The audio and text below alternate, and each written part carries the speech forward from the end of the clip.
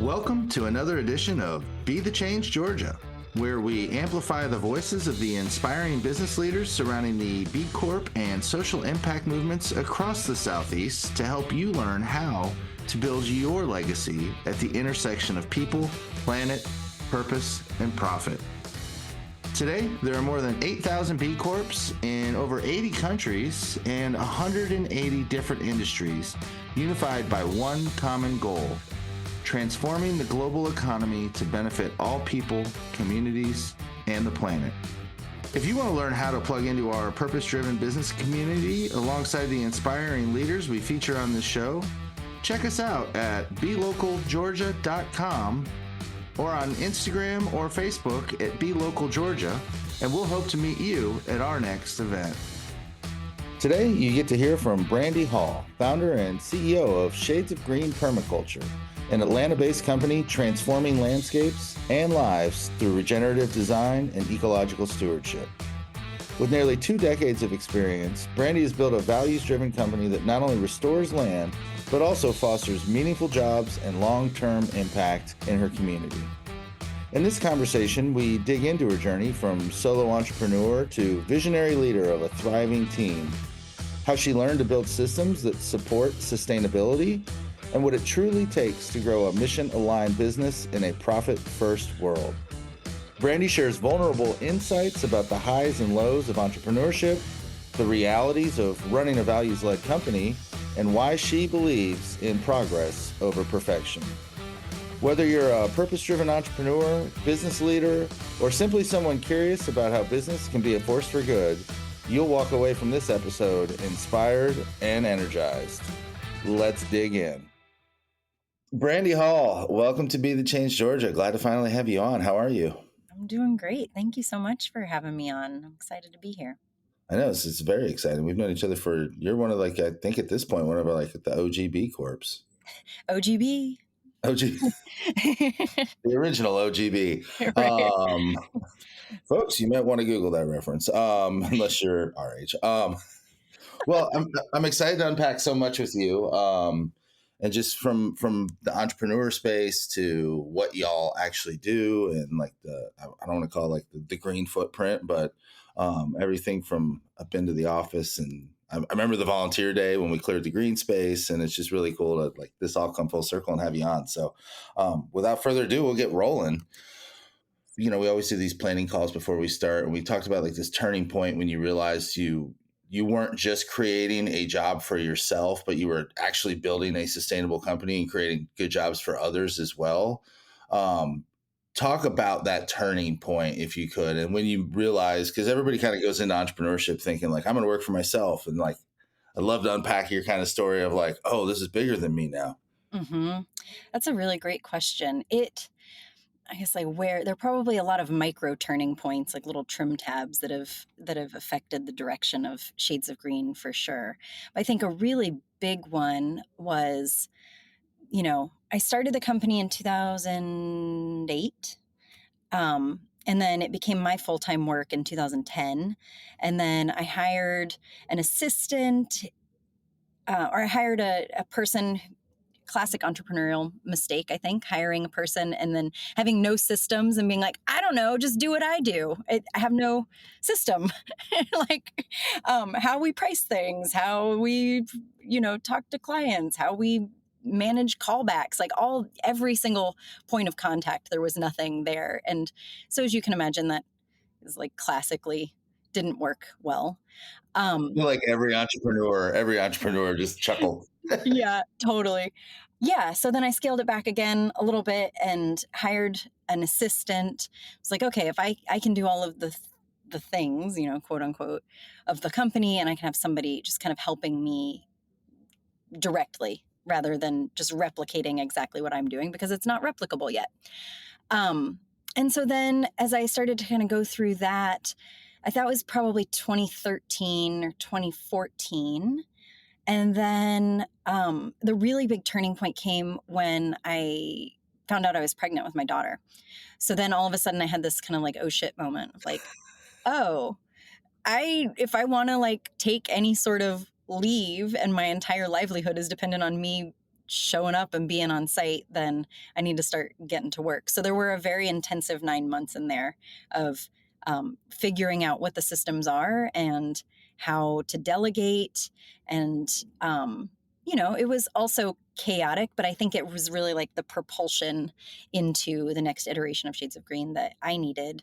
And it very fortuitously at that time, we used to do in-person permaculture design certification courses, and we would partner with a community partner. And the time we were partnered with a school, and the person who was our like community liaison for the school came to me afterwards and she was like, I'd love to work with Shades of Green. What do you need? And at the time I was like, I need blog posts. She came in for like a week and she was like, you don't need blog posts, darling. You need systems. And she's now our COO. She's been with us for 8 years, Rebecca Baxter. She's amazing. But she just has, it was just like one of those fortuitous moments where exactly what I needed, I didn't know I needed. And she was the sort of like her zone of genius is really around like systems and processes. And, it has enabled me over the years to dwell more in my zone of genius or whatever. So, of thinking, further ahead and being out in the community and strategic vision and, all of those things. So it's really, we practice EOS or Entrepreneurial Operating System at Shades of Green, and they talk about the visionary integrator relationship. And I think ours is like very iconically that, which has been sort of the secret sauce, I think. Yes, the old visionary struggle of like processes, like I don't know, it's just you just remember everything in your head and you just sometimes wake up in a ball of anxiety because you don't know what you need to do tomorrow and there's a big Totally. list, but what do I prioritize? And yeah. Right. Managing budgets from gut instinct, like that goes only so far. you know, um, you hit a certain point. I was like, yeah, managing like $100,000 budget when I set out, that was one thing. Managing like a multi-million-dollar budget from my gut is like, ugh, do I need to refinance my house to make payroll? I think I need help. I have a friend that helped me plan like the first 3 or 4 build Southeast, and like dear friend in Asheville, and she's an EOS integrator, or technically not EOS. She does something very similar, but I remember one of the first meetings, and I was talking about something, and she's like, "Hey, can I interrupt you?" And I'm like, "Sure." She's like, "So you're the reason we're all here, and this vision's brilliant, but like, I know you well enough to know that you're an unorganized mess. Do you mind if I take notes and keep us organized?" I was like, "No, Oh, absolutely, please." what a concept. It is a great founder tip, though. I think once you realize that it's not that that's your weakness, it's that your strength lies elsewhere. hmm That I think a lot of us miss, and we kind of like beat ourselves up over it. Like you can go look at my car right now. I think you've learned, or my office. hmm I'm never gonna be that person, and I've kind of hmm grown to be okay with it. Yeah. I think where, is deceptive for me is that I am a hyper organized person and I'm very like type A in a lot of ways, So I felt like I've got this and I've got this like, independence that comes from, all kinds of childhood things that I thought was really an asset, but then realizing that that can only take me so far because there's also this other core piece that really likes following the shiny objects and chasing the next big thing that kind of gives you that adrenaline rush of like, wouldn't this be cool, but as the company grew, that idea of like organizational whiplash where it's like, wait, I thought we were focusing on this, oh fuck, now we have to like turn our attention here you know Oh, yeah, no, I actually turned my desk away from my window. I used to look out in the backyard and I literally chase squirrels. So I'd be watching like, oh, there's a hawk in my fish pond. And the person I'm talking to is like, what are you talking about? I'm like, sorry. My brain just goes like, oh, look at that happening right now. right. And then I think that that can be a real asset when you have the like people and team and processes in place to be able to harness it without losing your core focus, which is I think where EOS has just been such a game changer. That's another place I would say in the company history where we leveled up. Yeah. Well, you might have, 10 good ideas. One of them might be great and worth pursuing. The other 9, somebody has to tell you your baby's ugly. Right. And Or no, not you right can't now. accomplish this by next week. Like, and that's unreasonable. Well, that makes me think of like the fact that, obviously it's in the name of the business, Shades of Green, but running a quote unquote green business, a sustainable business, like what did you learn along the way when, like, I think a lot of us that go in either social entrepreneurs or, sustainability focused businesses, we at some point learn some valuable lessons about what's realistic. So I'd love to hear kind of like your journey there of learning like the idealism of this business and then the reality though also of, like you said, do I have to mortgage my house to make payroll? Right. So yeah, what have you learned along the way to like balance your desire to be the greenest and a great place to work and all these things with the reality that is a cash flow statement? Yeah, it's a great question. I really like to think of grades of sheen. Charlie Sheen's new, That's a new one. coming your way. There's like, various degrees of shiny out there.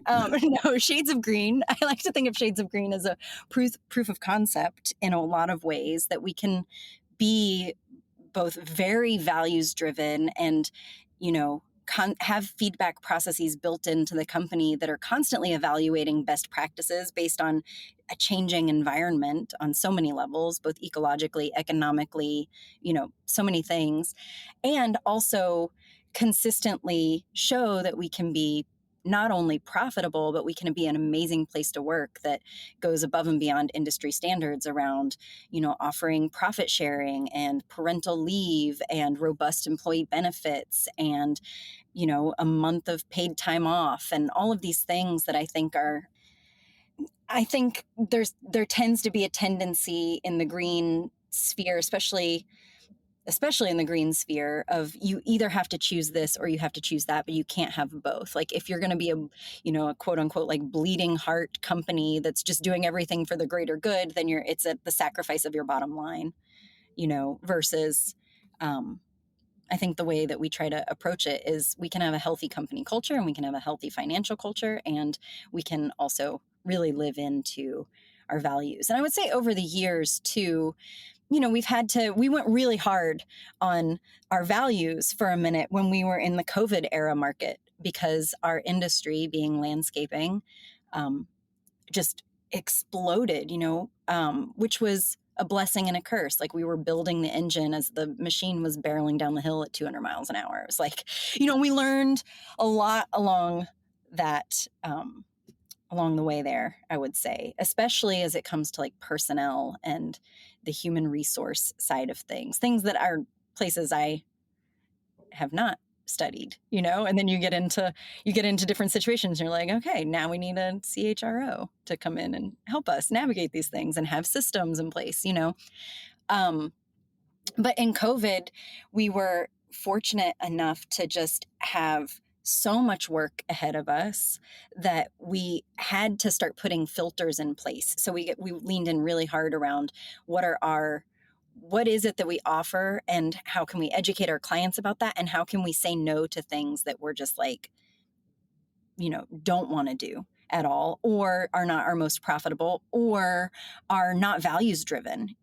Like a great example of this is we got really into recycled concrete, which is an amazing material. We live in an urban world where everything's constantly getting redeveloped and busted up and it goes to landfill.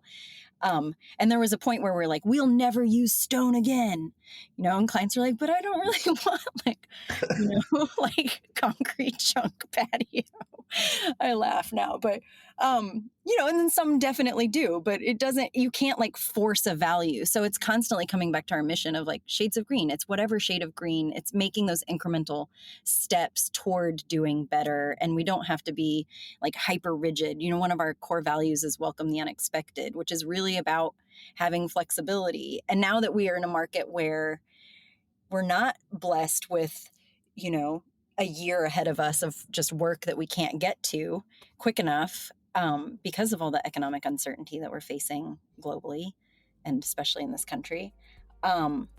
We had to be a little bit more discerning, like where are the places that we can say yes and without sacrificing our values, but are really less about having rigid boundaries and more about saying yes to where people are, meeting them there and bringing them into this vision of stewardship.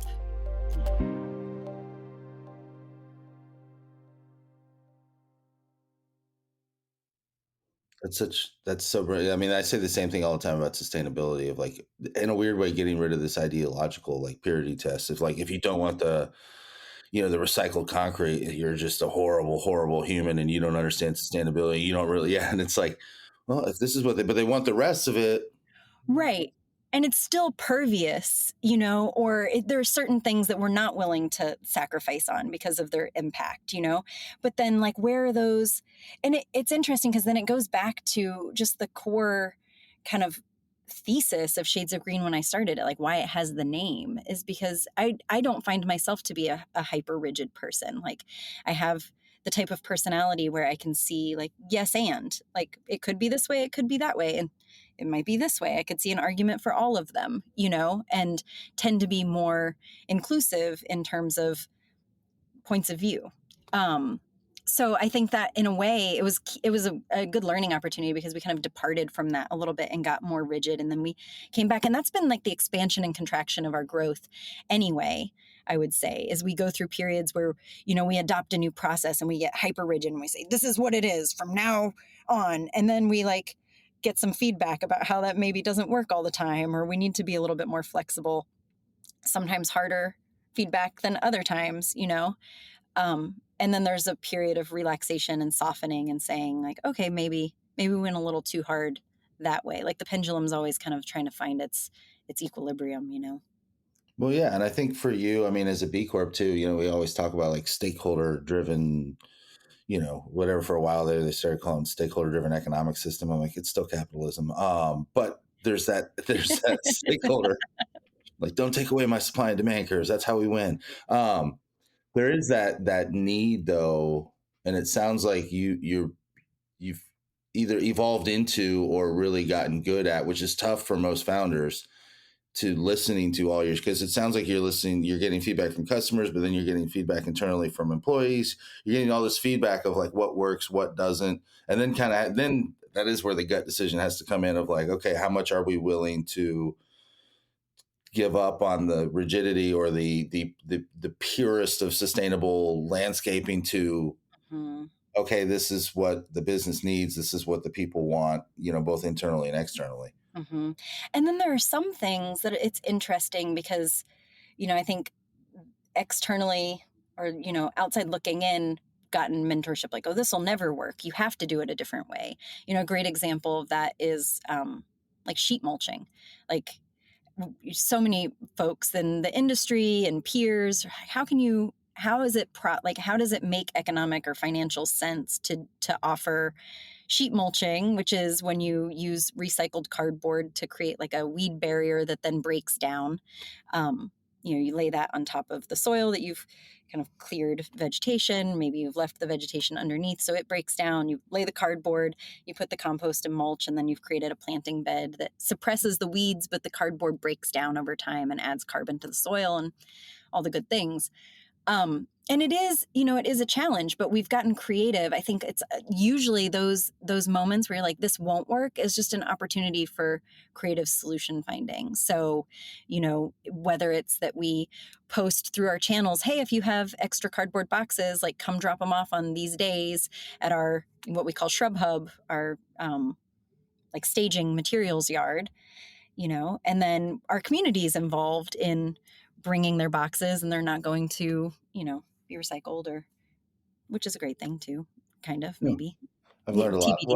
Well, I've also learned a lot about recycling though. Like a lot of Yeah, that, like with glass, and when it's all commingled, like glass breaks, it's plastic. embedded in the cardboard, and then the cardboard's trash. Yeah, So I also stole that last year from you, by the way, and I did sheet mulching. nice.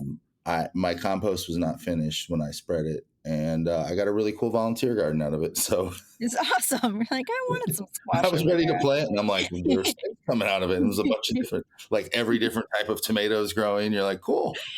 Sweet. Life's wanting to live over here. Yeah, my cousin is he's with waste management, or he used to be, and he was breaking down their process for waste management. And he said everything, all the recycling gets loaded on a barge and goes all the way to China. And then if there's anything in the load that is not acceptable, oftentimes the whole load gets shipped back on a barge and then put in the landfill. So you think you're doing something great, but then you've added a trip to China and back And back, to the carbon footprint, so I can go to the landfill. so it can go to the landfill. Yeah, no, I've had that conversation with my own mom, who like still loves her 20-ounce. My Midwestern's going to come out pop bottles, and she's like, it's, but I recycle them, and I'm like, oh, I'm about to ruin your world. You try to not be that person. Like, I wonder, does that come up in your work too, where you try to not, like, when you know this much, to not be like the Brandy Downer, like Yeah, not like the bubble burster, but to not get people so depressed that they don't want to do anything like that. I mean, we've already talked about the journey, but how do you navigate that type of, I don't know, situation? I think I think like our marketing and how our brand story and how we talk about the work that we do kind of addresses that in a way. Like I think I'm hopelessly optimistic a lot of times. Um, and I think that that comes through in how we talk about what we do. Like the approach has always been, and I think that this is where it's really juxtaposed with a lot of like environmental organizations or permaculture specific. I think there's a real tendency to get on the soapbox and kind of um, like, greener than thou kind of do that to people. And I have just like an allergy to evangelism for going back to childhood stuff. Yeah, I have an allergy to evangelism. So my approach has always just been like, hey, we're doing this thing and it's really cool and it's a beautiful vision. You want to be a part of it? And I think people respond really well to that when it feels more like an invitation than a shame, you know, kind of beratement. Yeah. I mean, and I think a lot of people are pivoting to that. I think people are starting to realize, like, even with like the climate change stuff, like, talking about, polar ice caps melting might not resonate with most people. It's kind of scary. But if you talk about like clean air in your neighborhoods and the effect on Right. your kids' asthma, people's Right. ears perk up. Yeah, and it's more localized. Like I think that that's one of the things that's really a challenge when you're talking about environmental movements is so many of the things are externalized both on like geographically and at a time scale that is not really comprehensible, or easily understood because then there's the immediate thing in the day of like I got to get my kid to school and I got to get to work and I got 10 meetings and I have this thing to do after, all the just like day to day things that are happening, it's really hard to think about things that are not immediately in your face, in your neighborhood, in your community. And I think also people just have, I mean, I'll speak for myself, it's like a fear overload at the time, there's just so much shit going on all the time. And especially, it doesn't seem to be getting better, and it can be paralyzing, so how can you think about the polar bears when you're wondering if you can afford to put breakfast on your family's table, you know? So then it really just comes into, for me, it's like, what are we putting our energy toward? What are we creating? And can we do it out of a place of love and hope for the future, versus like response of just, oh shit, everything's sinking. I have to do something, like bailing out with a tiny little bucket, this Titanic. It doesn't really feel like you're getting anywhere, you know. Have you been able to bake that mentality into like your team and your customers too, of like the first step's okay, and then let's take the second step? Like, how have you been able to bake that sustainability into, like, I would say the corporate culture, but people will think too much internally. So both the culture, both with internal stakeholders and external stakeholders. That's a great question. I think it comes through in our messaging, but I think it's also just like what we say yes to. Like, um, I think people feel inspired to participate in something. Like even when we talk about our mission, it's like, empowering people to participate in the Earth's return to health.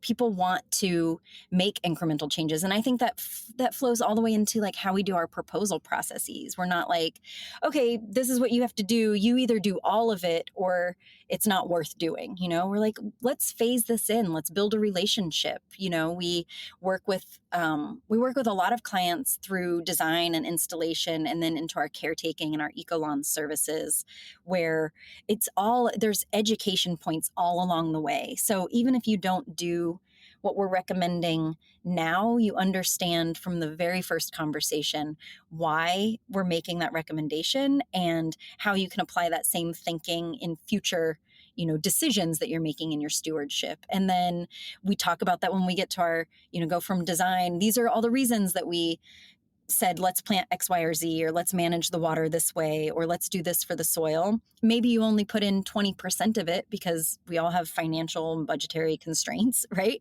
And then work with us over time, and we'll help you phase it in, and we'll help you understand kind of what decisions to make and when. We do in our caretaking teams, we have most of our clients work right alongside our team. And the idea is that eventually they graduate from caretaking.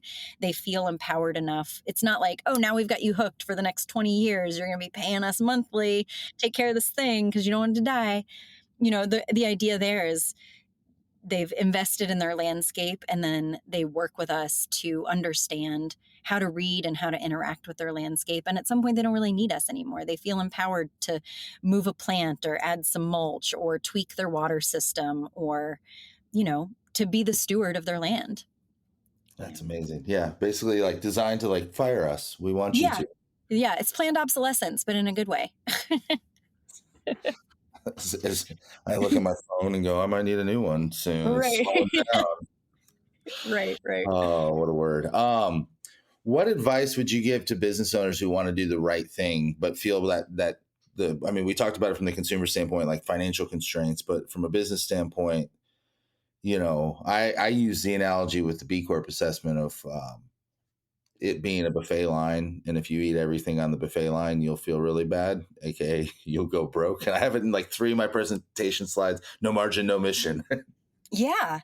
Yeah. You have to be profitable in order. That's what makes a company, right? It's what keeps it going. And it's not just, I think the perception of profit is like, oh yeah, and then you're just like lining the owner or the CEO or the board's pockets. But really it's about reinvestment. Like I would say the first 10 years, we're celebrating our 17th anniversary this month. The first 10 years of the company, at least, actually probably more than that, probably the first 15 years of the company, every bit of our profit was reinvested in the building of the company, and it has really been like team driven and driven by our employees, I would say, like that, the people over profit kind of movement. If you invest in your team and you invest in a really healthy workplace and a healthy company culture, and it becomes an amazing place to work, then people want to stay there. And your retention over time, you're taking out all of those hidden costs of so much turnover. You have evangelists built in, you have sales mechanisms built in because people love where they work and they tell people about it, and it just amplifies your mission, I would say. And then, as it does become more profitable, just continuing to invest in your people and your client base. Like right now we're at a place where we're just reevaluating our entire customer experience. Like we get great feedback from our clients all the time, but we're asking like, how can we make it even better? How can this just go so far above and beyond so that when they talk to their friends and their neighbors, it's not just the landscape speaking for itself or their like one positive experience, but it's, from a tiny ember, a huge fire rages, they say. Yeah, no, I mean, and what I hear coming out of that too is like, it feels like you've learned how to look at some of those, because again, this is like the big misconception with, I think, B Corps and purpose driven, whatever, social enterprises, is that like all these things that we do are on the L side of the P&L. And I think flipping that mindset, like you said, looking at it from like a retention standpoint, from a, adding in profit sharing too, like this is your money, like being not thrifty, but being diligent about what we use and waste and all these things, like this money comes back to you. I think empowering your employees, like this is more an investment into the P side of the P&L than just sunk cost. Mm-hmm. Yeah. And I mean, you think of like the metaphor of like rowing a canoe, if you're just doing it by yourself, you're only going to get so far. But if you have 25 people that are rowing in the same direction and see that the success of the company is their success, then it's just becomes a really powerful boat. That's awesome. I could go on for hours, but I know, me unfortunately too. we have time limits and things. But no, for a break from our commercial sponsors. No, Brandy, this has been awesome. I mean, I know just from working with you on, I mean, literally I remember the volunteer day, and just paying attention, like, how are they doing this? Like, what are we doing here? Like, what are we spreading? How are we, like, even like all these things that I've picked up along the ways, and some of the volunteer days at community gardens around Atlanta and stuff. I learned how to make compost tea. So it's just a real treat to actually finally talk to you about how to run a business. Thank you. So I just want to thank you for coming on and for all that you do and well, I don't want to trigger your childhood, but all the good all the good gospel that you're spreading. Thank you. That's funny. Yeah, thank you so much, Nathan. It's always a pleasure to have an opportunity to talk with you. And I really appreciate everything you do to just lift up B Corps. It's cool that we can be in so many different industries, but really kind of go in the same direction and trying to solve real problems with business, And be an example. So yeah, which you are. So thank you. In the show notes, we'll have all the places to find you on the socials and all those things. Cause yeah, great tips. Even if you're not a client, just great tips and a good follow. And a great company that we're proud to call a B Corp and call a Georgia B Corp. So thanks, Brandy. Yeah, thank you so much. Enjoy your afternoon, morning, day. Or whenever you're listening to this, your drive, your flight, whatever. Well, that wraps up another edition of Be the Change Georgia. We're grateful, as always, for the opportunity to serve you with this content and grow this incredible community of purpose-driven B Corp leaders. If you haven't already, we would be grateful for you to rate this show wherever you get your podcasts by simply tapping the number of stars you think it deserves and sharing it with a friend. This helps us get the word out and continue to use our collective influence as a force for good. This podcast wouldn't be possible without the help from our production team at Chat with Leaders Media. Learn how you can launch your own podcast to grow your business at chatwithleaders.com. Thanks again for listening, and now go be a leader worth following.